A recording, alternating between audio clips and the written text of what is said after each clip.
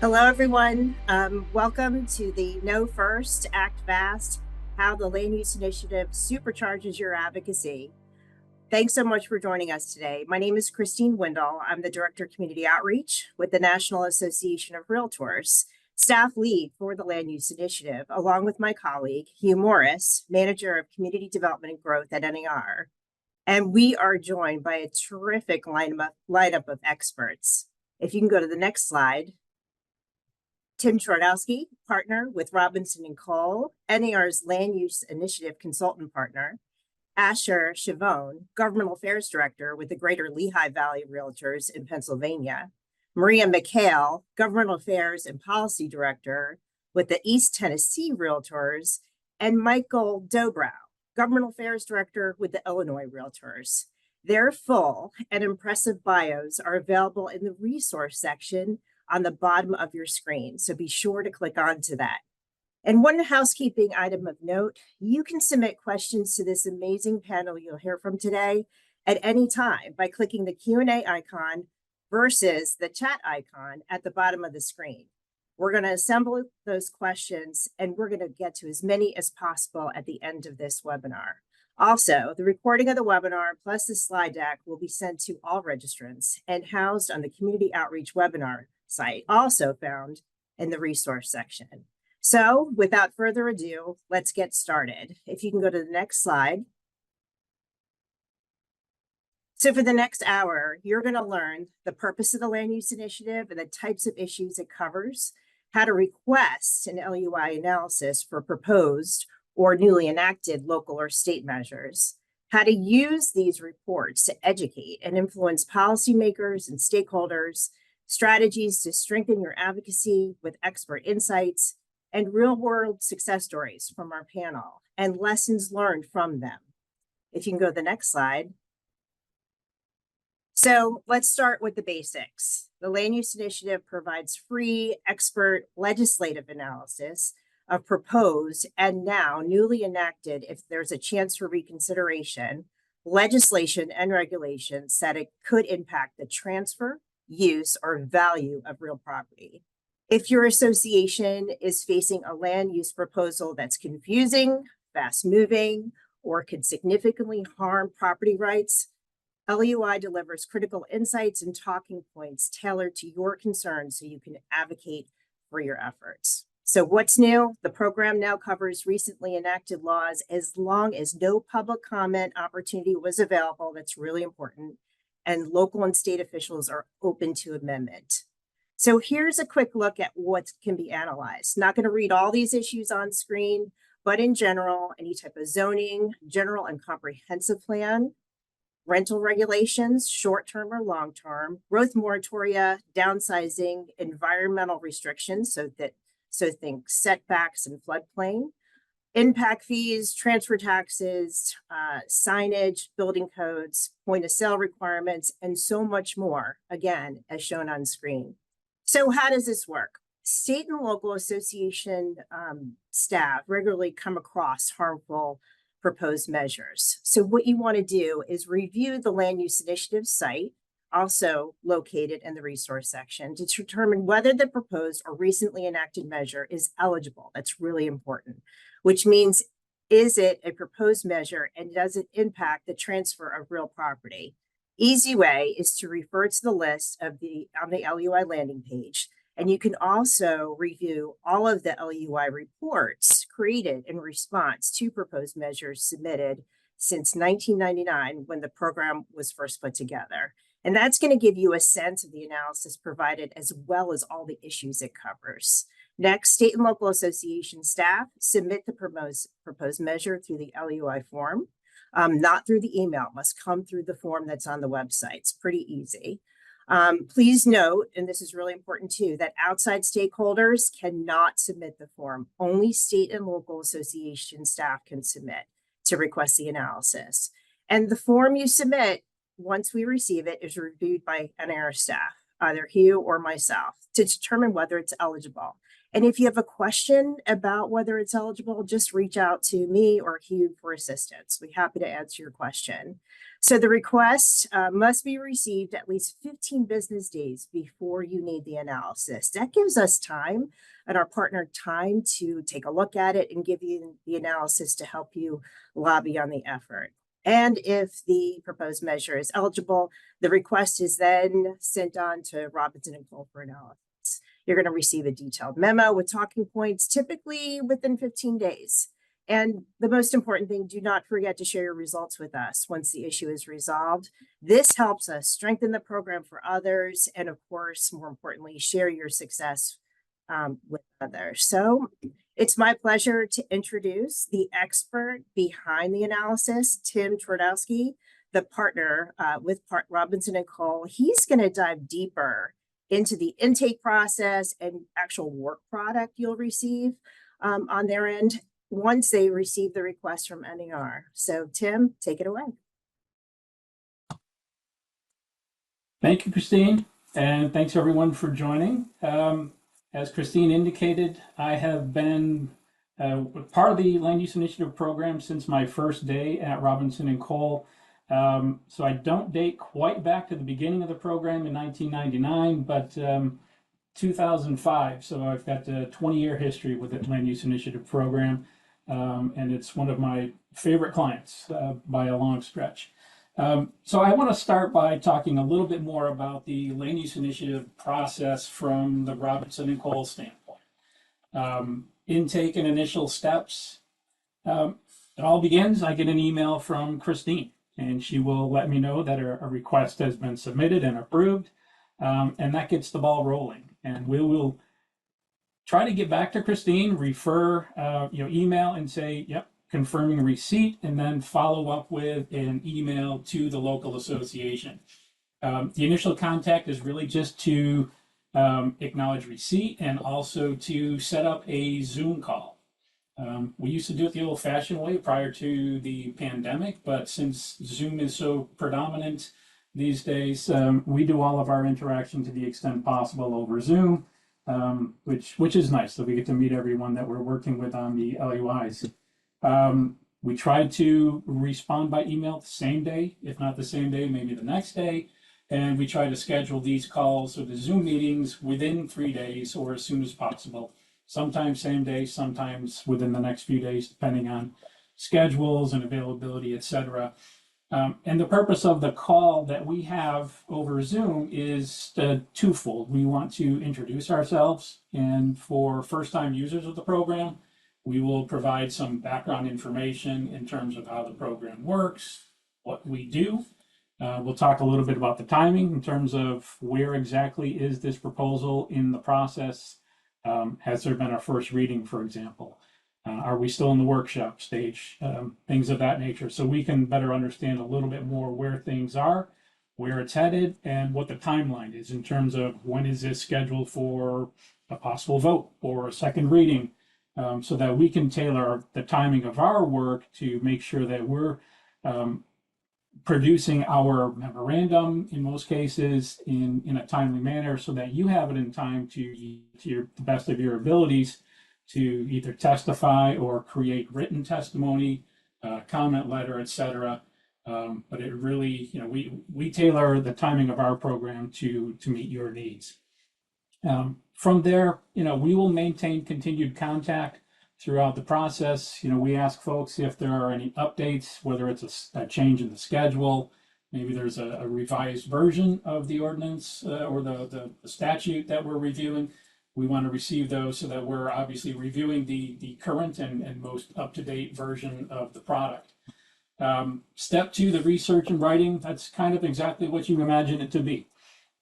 Here we take a comprehensive review of the materials, whether it's a comprehensive plan or zoning amendments, whatever the case may be. We take a close examination of those materials and also begin some background information gathering. And that might entail staff reports, if there are meeting minutes from prior meetings, whether maybe it's a planning commission meeting or a workshop. If there's background information on that, we want to know about it so that we can have that information as we want to know the perspective behind it, the politics, what's driving this proposal.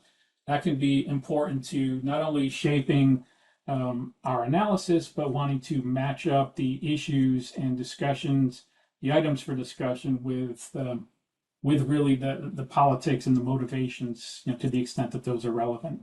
And then there's a lot of research that goes on. We'll look at not just the proposal, but other provisions within the zoning code, for example, that relate to the proposal. Maybe there's comprehensive planning chapters that are important to the proposal. So we need to know all of that stuff. And also, of course, state laws, regulations, etc. If there's a state law on the subject matter, we want to know, is this proposal consistent with it? Is it not? Does it go too far afield? Does it exceed their authority, etc.? All these types of issues are things that we want to know about through the research process. And then we get into, obviously, the memorandum drafting process. And as Christine indicated, in most cases, that is the work product that you will receive. Two variations, the regular memorandum or a 10 points memorandum, both written memos. The main difference in a talking points memo, we tend to produce those in cases where we have a little less time than usual. In that case, there might be a slightly lower level in terms of the depth of analysis. They tend to be shorter memos and tailored more towards giving oral testimony. And there are also some cases where we have a very compressed time frame. Instead of 15 business days, maybe we get a request. I may get a call from Christine saying, hey, we've got a last minute request. They need comments in 4 days or 5 days. And if we have the capacity, we will say, yeah, happy to help. The work product in that case would only be usually a phone call, maybe supplemented by some notes that we'll send by email. But in that case, the work product would be verbal comments. But in any event, we strive in all cases to meet the needs of the association and give you some work product that will be helpful in commenting on the proposal. Next slide. So some tips for assembling your LUI request, and I've broken this down into basic and supplemental documentation. The basics, in terms of what we want to see or what we hope to see in the submittal is obviously a copy of the ordinance, the regulation, the statute, whatever it is that we're being asked to review. If there are associated staff reports, whether it's at the county commission, Board of Selectmen, Planning Commission, etc., oftentimes there will be staff reports that coincide with the proposal. And those can be helpful for us to know because it will oftentimes explain the reasons for the proposal, right? So for example, a short-term rental regulation, is the reason for it that the city is receiving lots of complaints from neighbors about disturbances at short-term rentals? Or maybe it's a case that there are concerns that long-term housing units are being converted to short-term rentals, and they want to put a stop to that or cap the number of short-term rentals allowed in order to protect their long-term housing inventory from conversion. So those types of perspectives are helpful for us to know. Other things that we like to have, if they exist, if the association has a policy position relating to this proposal, we want to know that so that we have that in mind. And we're raising issues and taking positions that are consistent with the association's position on that particular topic. Also helpful can be local news articles as background information. In a lot of cases, these we find articles, but they're behind the paywall, so we can't access them. So if the local association is able to provide us with copies in a PDF, that can be helpful. In terms of supplemental documentation, underlying reports, for example, impact fees typically have a study that are associated with them, zoning maps, etc. Comprehensive plan can be another one. And we don't need to receive full copies of all of these documents. A link, if it's available online, is very helpful. Even meeting minutes and videos. If there's a prior discussion where board members or commission members basically disclose their positions that we should know about, we will pay attention to those videos. And if possible, if you're able to find the video and send us a link and let us know that the discussion starts at, say, the 1 hour and 15-minute mark, that can be helpful so that we can get right to the important part of the video. Next slide. Some tips for LUI program users and even for non-users. If you're not using the LUI program at any particular time, I think these tips certainly can be helpful. Number one, get to know your local officials, and the importance to this, I think, is really making a presence, right? Creating and maintaining relationships. You all know that through your businesses, but by getting to know these local officials, they will keep you in mind, right? When they're forming a stakeholder group, they will keep you in mind. They may reach out to you if there's something on the table that's coming. Whether it's a proposed ordinance or something different, they may know about that and reach out and let you know before it even becomes public because they want your input. And they're also tend to be more receptive to your input, right? If they know you, they're going to be more happy, more inclined to take your call. Stay informed. Don't be caught off guard. In some jurisdictions, you're able to sign up for mailing lists, right? So if you're rather than getting on the website and having to manually go through city council agendas, planning commission agendas and all that, you can sign up and you will just receive them in your inbox on a weekly or monthly basis, however often they meet. Another suggestion is to get involved early in the process, and this would include stakeholder meetings, workshops, etc. One point I want to add along with this one is comprehensive plans. In a lot of states, there are consistency requirements that basically say your zoning needs to be consistent with your comprehensive plan. So if you know your comprehensive plan is being updated or will be updated soon, get involved early at that stage. That enables you to really stay on top of things and really shape the policy before it becomes law. So that's a key that I always try to encourage folks to do. And then stay involved, right? So a few keys there, choose your battle strategically, use your political will, your capital wisely. And that kind of goes along with don't be the group that always says no, right? So people oftentimes tend to show up at public meetings or comment on things that they're opposed to. But if there are things that are happening, whether it's an ordinance or other activities, proposals at the local level that you're in favor of, speak up on those as well. Don't always be, if you always say no, then the locals know when they see you in the audience that they're about to get an earful and hear what they don't like about it. So to the extent possible, I always encourage everyone to, weigh in on a positive note as often as possible. Next slide, and I'll make this very brief. I can see that I'm running short on time. So Christine already covered a lot of the topics, frequently analyzed topics.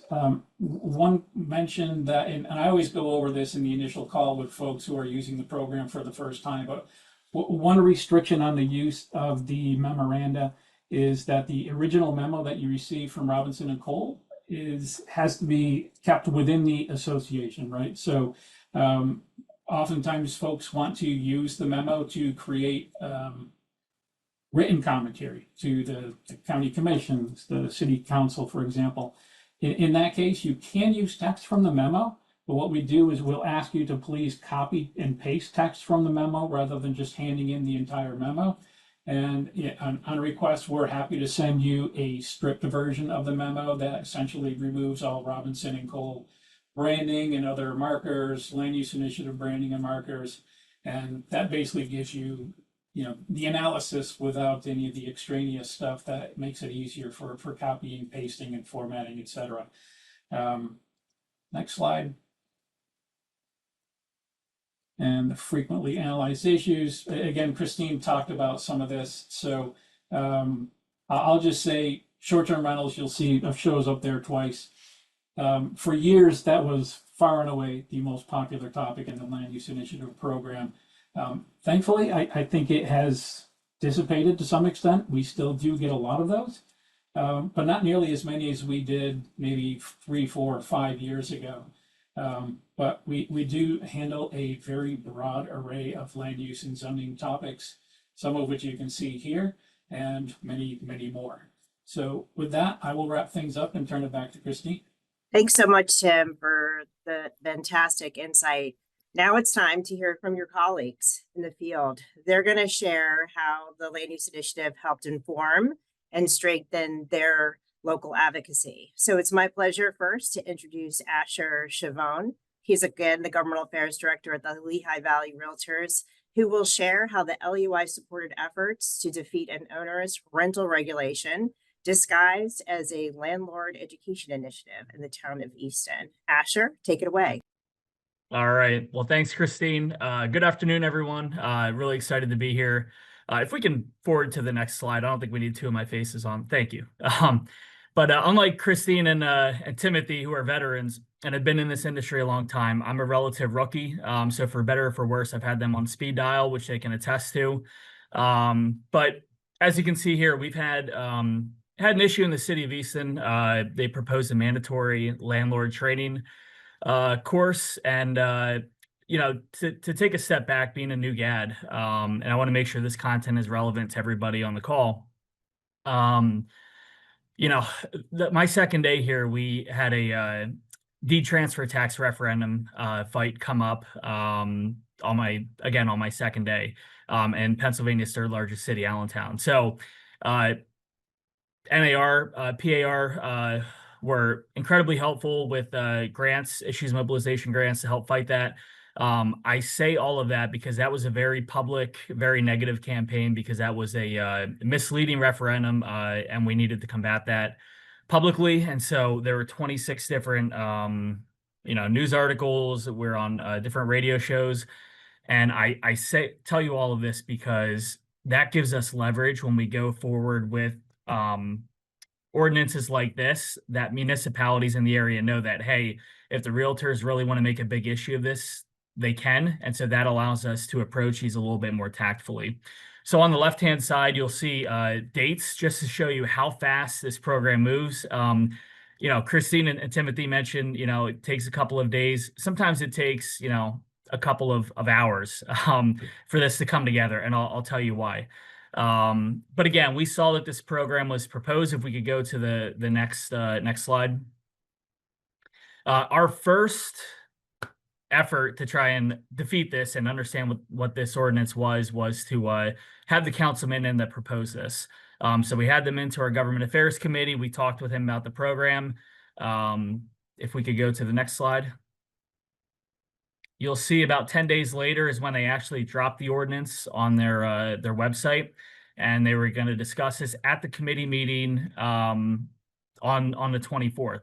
So as soon as this language came out, we sent it through the LUI program. If you can go to the next slide. You can see there that day we got a response that, they received our request, and Robinson and Cole will be in touch. And if you go to the next slide, and again, I'm going to motor through this. I have a lot of slides. I was talking with Tim, the following day. So, we were able to strategize, talk about what this ordinance was, best approach to approach this with the municipality. So if we go to the next slide.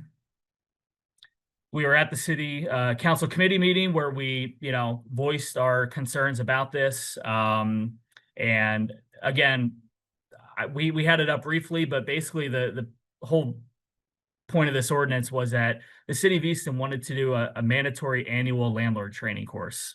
So you had to take this course every single year, otherwise you wouldn't have your rental registration license renewed. So again, it was mandatory. We're against the mandatory requirement. We asked that our members be accepted or have an exception because of their training, because of their background. So that was our first play, which fell on deaf ears. So if you advance to the next slide. We talked further with Timothy about this, and obviously they can't give any legal opinion, and they're not an expert in state law. There's a lot of different states, a lot of different laws. So They obviously focus more on the policy side of things, but we started looking into, hey, maybe we want to look into this ordinance if it's even legal to be implemented. So if we go to the next slide, we talked to our in-house solicitor who found out that this actually wasn't a legal ordinance because the city of Easton, which is a city of about 24,000 people, they have a home rule charter. And Pennsylvania prohibits home rule charters from passing ordinances like this. And I don't want to get into the specific reasons. If anybody has any questions, I'd be happy to answer that after the fact, just based on time. But so we sent that over to the council person who agreed to remove it from the agenda, with the caveat that he was going to let everybody know that the realtors opposed a 10-minute online training, and that's the reason why they had to pull the ordinance. And furthermore, we asked for an exception to the rule, and we didn't like the answer we got, so we went out and got ourselves an attorney, which again was not true. So if you go to the next slide, we were back at city council, and again, talking about tactfulness, we had a phone call with the councilman and said, hey, look, we're willing to say as little or as much at the meeting as you'd like, but we're going to set the record straight if we have to and say, no, the ordinance was pulled because it was illegal and the city would have opened itself up to lawsuits, which we unfortunately had to do. But I know, again, for the taxpayers of the city of Easton, it was, necessary and good that we brought it up when we did. And obviously the LUI program was critical in getting that done. So if we go to the next slide. So I don't know if you caught the date difference, but fast forward about 2 months, we're now, what is that, May? They reintroduced the ordinance, but this time instead of mandatory, it was voluntary. And if you took the training course, you got a $25 discount on your rental registration fee, which we were obviously thrilled about. If you fast forward to the next slide. Okay, I forgot I had this one, but I'm glad we brought it up. So looking into the councilman's campaign finance report, he raised a lot of money, more money than you would need for a city council race, upcoming city council race. So he's has aspirations for higher office, possibly mayor of the city of Easton. So knowing this, we obviously want to maintain a good relationship with this council person. I actually love his tenacity. He's an Easton guy. He's got a lot of energy and loves the city of Easton. So we'd love to work in the future with him. So if you fast forward to the next slide, we crafted a letter to Mr. Pittibone and said, hey, we think this is a great program. So much so that we would love to lend our staff assistance and resources to help build out the landlord engagement program, which we reached directly out to the city of Easton to do. And I think if you fast forward to the next slide, we have a video of the council meeting where they actually passed this ordinance.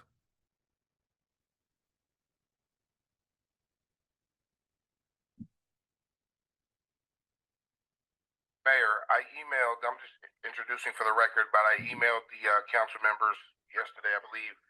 As many of you know, when I brought this a few months ago, there was some contention between myself and the Greater Lehigh Valley Association of Realtors that went back and forth in here and out there. But in my hand, I hold, and I sent the email to everyone, that the Greater Lehigh Valley Realtors Association believes that Bill number 62 appears to be a great approach to incentivize landlords and property owners, managers to collaborate with the city of Easton. So they're on board, and I hope everybody else will be as well. It's a great step to bridging gaps between our landlords and our tenants to build a stronger city. So that's what it's all about. It's a win-win. And I know my time's coming up here, but that is one of the struggles that I've had is obviously our membership and we want to show value, and our members thirst for value and showing our membership that, hey, we're advocating for you.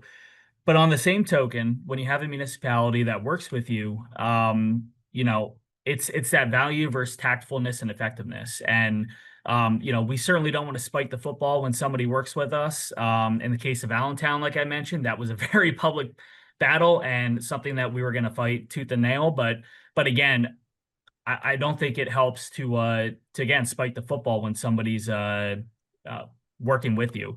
So again, I want to thank you for your time. And, you know, as I said in this article that NAR did, lobbying is really about providing information, and our public officials have a lot going on. They have day jobs.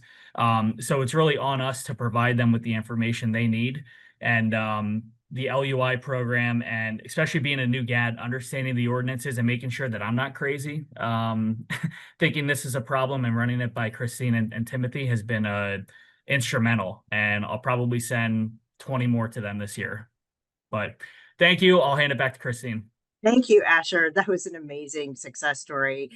Thank you so much for sharing. And next, of course, is Maria McHale. She's the Governmental Affairs and Policy Director with the East Tennessee Realtors. She's going to share how East Tennessee stopped a downzoning proposal with the help of the Land Use Initiative. Maria, take it.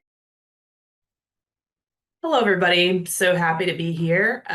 This is a really interesting situation. And if you could move to the next slide, please. To introduce the background of this situation, you know, Knoxville is a really interesting place right now. We're in East Tennessee, in the eastern part of the state.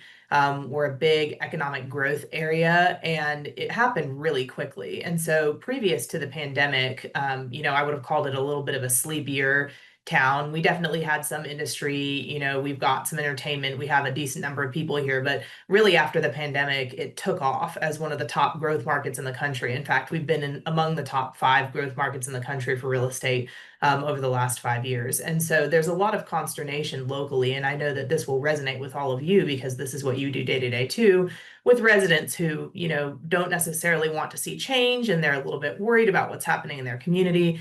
And so I love this photo. This is a viral social media post that portrays a well-known fast food restaurant, which I won't name, but y'all can probably guess. And the fun thing about this is that it looks like it's in the middle of the Amazon somewhere, right? It just absolutely smack dab in the middle of a jungle. But if you turn around 180 degrees, you're going to be looking at 5 lanes of very busy commercial traffic. And so that kind of shows you just at a glance how many different types of areas we have in Knoxville. We've got things that you would categorize as rural. We have things that really feel extremely urban, where you turn around and you see buildings and pavement all around you. And so we have to be sensitive to the characters of those neighborhoods as we are doing our work, and as we're trying to figure out what does smart growth look like, you know, what is the best thing for these communities to see. And so with that background, the county commission in Knox County, recently there was a concerted movement by anti-growth individuals to try to elect more anti-growth commissioners together in this last round of elections so that they could help stop development. And that's what these folks wanted to do. It was clear in their platforms as they were trying to get elected. And so we were pretty successfully involved in those elections, did a decent job not letting that happen across the board. But one individual did get through in what we call South Knoxville, which is an area sort of right outside the urban center across the river. And they still think of themselves as rural, but it's been identified as a growth area. And so this commissioner got elected on the platform of, I'm going to stop growth in our community. And the first thing he did as soon as he was elected is file 5 resolutions to basically reverse and downzone a number of properties that were not at all related to each other. The only thing they have in common is that they're in his district. And so the QR code there on the slide goes to the story on NAR's website about this. If anybody wants to take a look at that as we're going through this, it's really interesting. And so it was pretty clear to us that we had an issue here because the way that he filed the resolutions seemed proper. The paperwork looked good. But instinctively, we knew that there was something wrong. You can't just go back and rezone properties because you happen to be a new commissioner, assuming that the decision that was just made is not valid. But where the LUI really comes in handy is that I'm also a newer GAD, but it's really difficult. I'm not a lawyer. You know, how do we figure out when we know something is wrong instinctively, but the process looks okay on the surface? How do we figure out how we're going to fight that? And so if you go to the next slide, that's where the LUI process comes in. So we sent that into them. We provided all the information that Timothy was explaining earlier, background information, the resolutions, even information on what we thought was the motive of this, that it was really politically motivated and maybe not the right way to do things according to process. And so you can see in this picture, on the one hand, you have a really thick, 5 lanes of traffic, commercial zone. You can't even see a house in that picture. It's very what we would think of as, a growth zone, commercial, busy. And then right behind it, if you kind of look at the Google screenshot down there, you can see that there are some areas where it's got that growth, it's got trees, you might categorize that as rural if you look behind it. But if you look a little closer, you can see that there are several subdivisions right there. There's a church, there's a baseball field. And so this definitely is not out in the middle of the county in a farm. And so the decisions that he was making really didn't make sense. So what the LUI really helped us do was identify 2 things. One, how is what this commissioner is doing, how is that inappropriate according to the process itself? And is he allowed to do that? Is that legal? And then secondly, how does that affect the community around it? And how can we share that story with the commissioners so that they understand, we're not just leaning back on a policy here and perhaps what he's doing is right. We're also saying not only is he not following process, but this is going to have a negative effect on these properties. If you go to the next slide. So the 3 main points that they shared with us, and I thought this was so interesting. 1, the code disallows it. So the way that zoning amendments can be made, there needs to be some sort of significant change in circumstance, a change in the population of the area, something that makes sense of why that property needs to be rezoned. You can't just rezone it because you feel like it. So that was one thing. He can't rezone that property when it's just been rezoned a couple of months before and none of the circumstances have changed. The second thing is integrity of the process. And so if you allow every new slate of commissioners to rezone things that have just been decided with their predecessors, then it makes it clear to the public that that process is not trustworthy. And that's absolutely not something that the county wants to see happen. And then the third thing is that there's actually a legal risk here. And so when a developer buys a property or rezones a property and starts doing work on that property, it creates what's called reliance, which means that they have spent money assuming that a decision that the county made and approved through their process is going to move forward. And if you reverse that, you actually are hurting their business. And so there could be a legal case there. Next slide, please.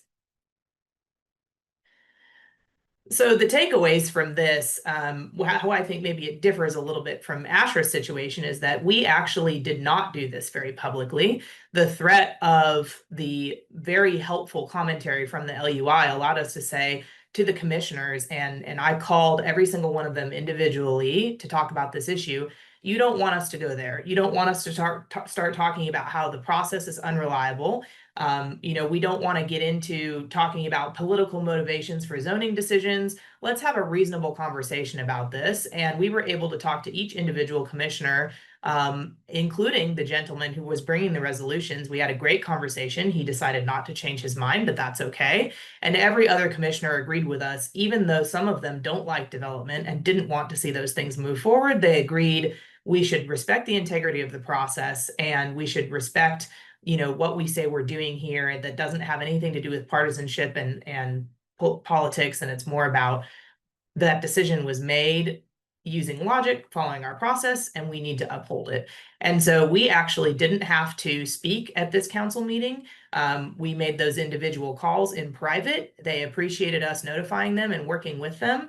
And when it came down to it, it probably helped that the gentleman bringing the resolutions spoke for about 45 minutes without taking a breath. And so they were all quite annoyed with him. But I like to think that our legwork and the LUI is really what tipped him over the edge.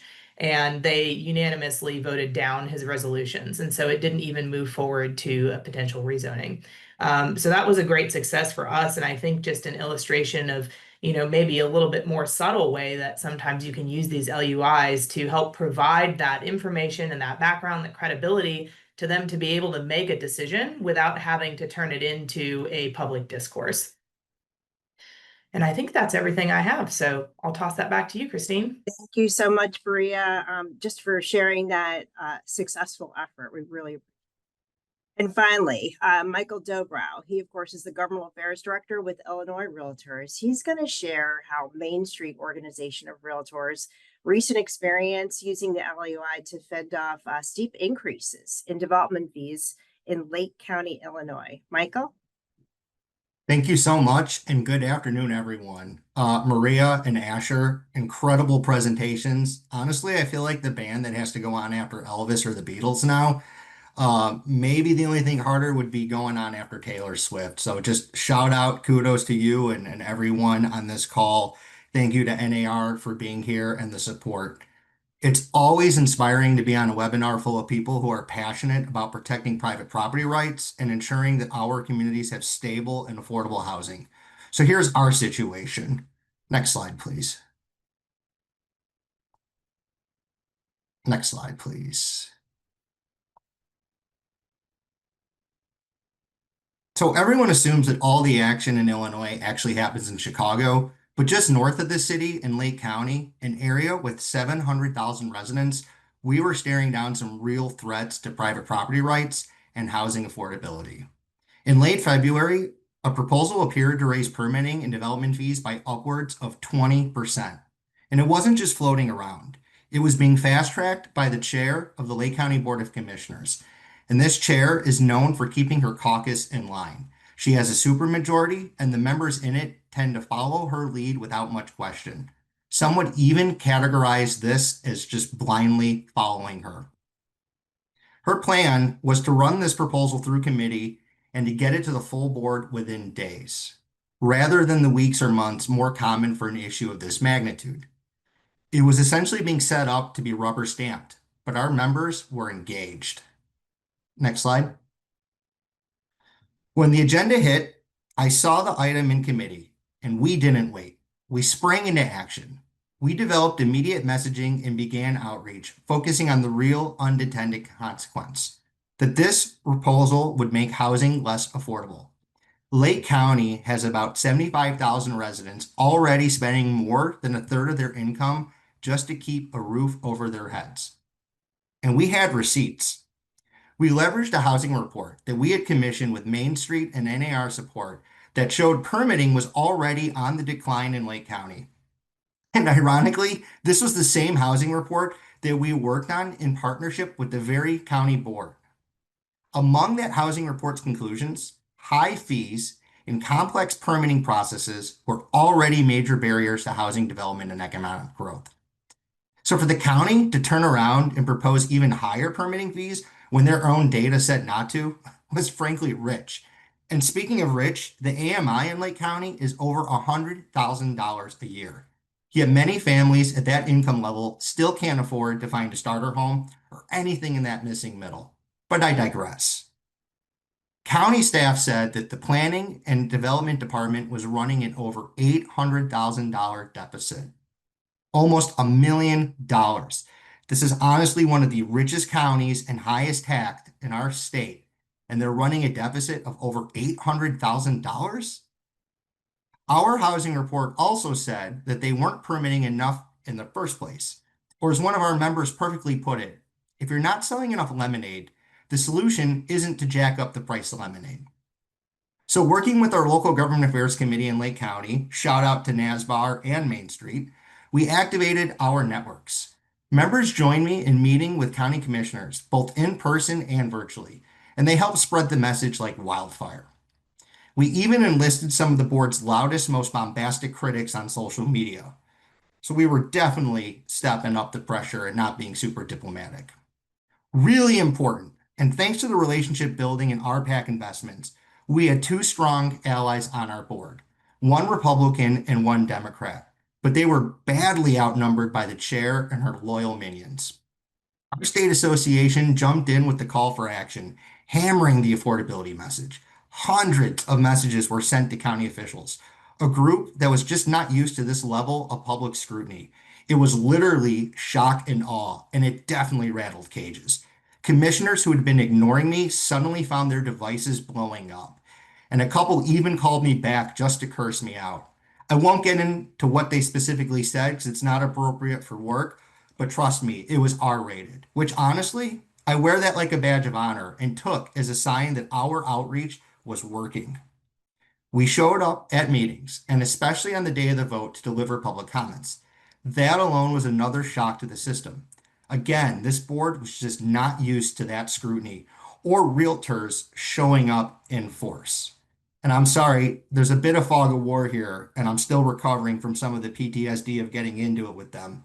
But as this was happening, my team encouraged me to reach out to NAR's LUI team. I reached out to Christine directly, and she put me in touch with the crew. They delivered an analysis and refined messaging almost on the eve of the vote, almost a matter of days. They rushed and expedited this. They suggested a slightly different angle from what we had been using, and it really sharpened our arguments. Their memo pointed out two key issues. One, that the county failed to show its work on the math behind the fee increases. As my teachers like to say, show your work. The county didn't do it. Two, the proposal had been rushed, avoiding any meaningful public scrutiny. Nowhere in the board packets, in the Zoom hearings, in person, nowhere in the staff presentations was there actual data to back their claims up. So we also framed this as a good government issue, not just a housing affordability issue.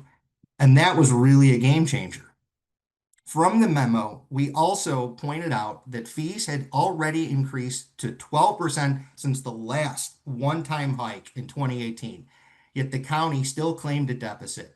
Again, bears repeating, one of the richest counties and highest taxed in the state had an over $800,000 deficit since their last one-time hike of 12%. Staff hadn't provided the calculations to justify the increase. And adding insult to injury, there had been no discussion of cost savings or efficiency improvements before going to the public for more money. Our members took that and ran with it. At the hearing, we showed up and attacked the process as flawed. Other county board members even started to repeat our messaging on the floor, and the outcome was the best part. Our voices were heard loud and clear. In what can only be described as a stunning upset, members of the chair's own caucus broke ranks. The proposal was sent back to committee on an 11-8 vote. Our advocacy broke the whip. A little while later, we learned that leadership was now looking to punt on the issue entirely, pushing it off until late summer or early fall to coincide with their federal budget process and timelines. In other words, we won the battle, but the war isn't over. We've bought valuable time to regroup and prepare for the next round. We're negotiating in good faith and believe they are too, and expect some amendments. Next slide.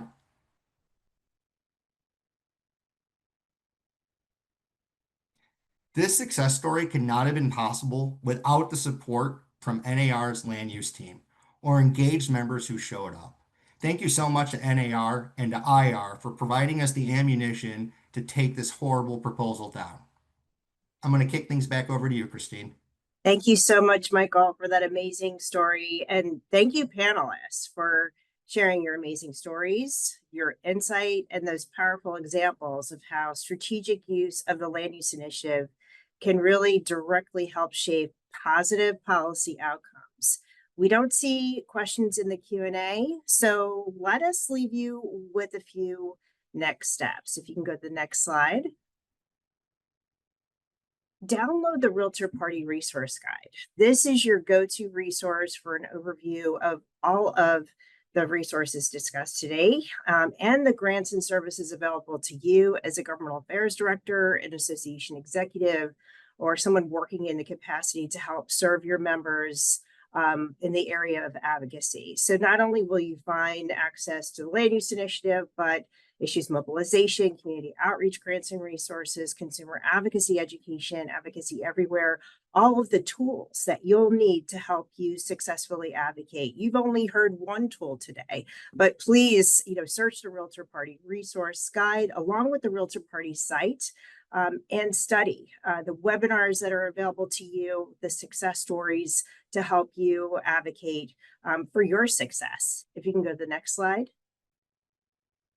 You'll also want to search the Realtor Party Success Story database. This is where you're going to learn more about the high achievement and best practices of realtor associations in terms of advocating for real estate industry interests, strengthening communities, and promoting property home ownership, including the remarkable successes you heard today. You saw them on screen, but you can go in and read the entire article and share and understand how you can bring these resources back to your association. If you go to the next slide. And as always, our team, the community outreach team, along with the other members of the advocacy team, are here to help. And we hope that today's session helps you act fast, advocate smart, and use the land use initiative to protect property rights and housing opportunity in your communities. Thank you again.